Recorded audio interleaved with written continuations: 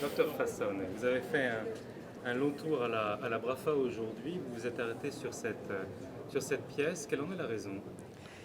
Il y a plusieurs raisons qui m'ont attiré vers cet objet-là. C'est un bronze qui montre le dieu Horus.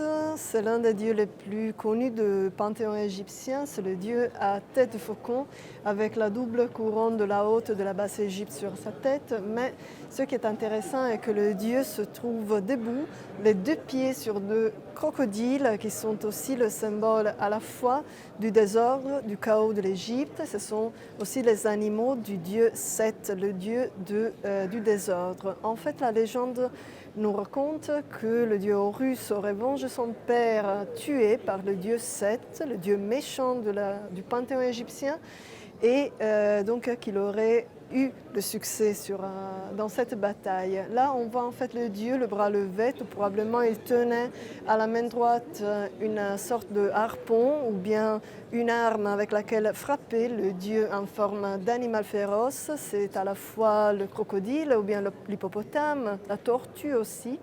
Et il maîtrise donc en cette position les forces féroces, les forces puissantes de la nature. Et donc cela est exactement le symbole de l'ordre qui règne sur le chaos. Donc les deux forces opposées sont toutes les deux parties de notre monde. Donc le bien et le mal existent et coexistent dans notre nature humaine. Qu'est-ce qui fait la particularité de cette pièce en particulier? De cette pièce en particulier, c'est du point de vue de l'exécution, ce sont les détails du visage, on peut dire, du faucon. On peut voir bien les lignes qui soulignent les yeux, qui sont en fait typiques de certains portraits de faucons.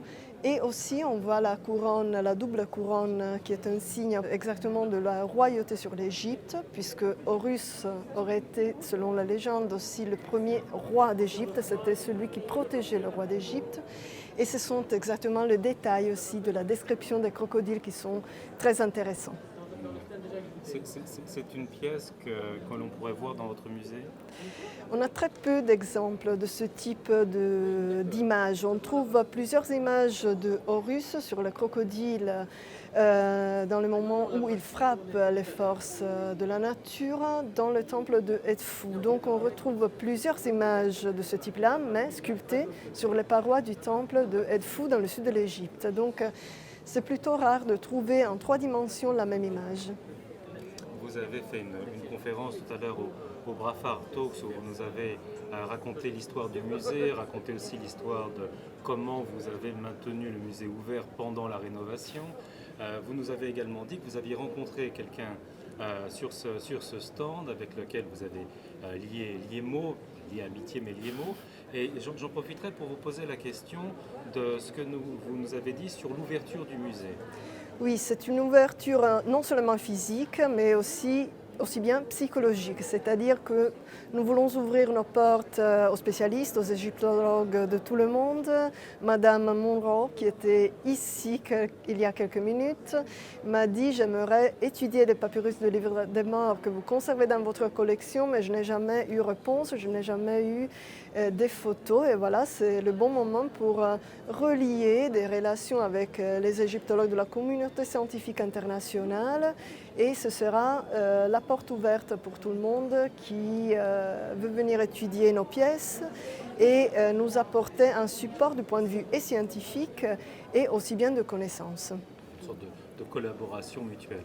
Oui, ce sont exactement les connexions dont notre musée se fait un peu porte-parole. Ce sont aussi des connexions entre les objets, puisque, comme vous l'avez vu, les collections du 19e siècle venaient pour la plupart des mêmes collectionneurs qui ont vendu des tranches de collections par-ci, par-là. Donc, parfois, on peut retrouver des ensembles unitaires.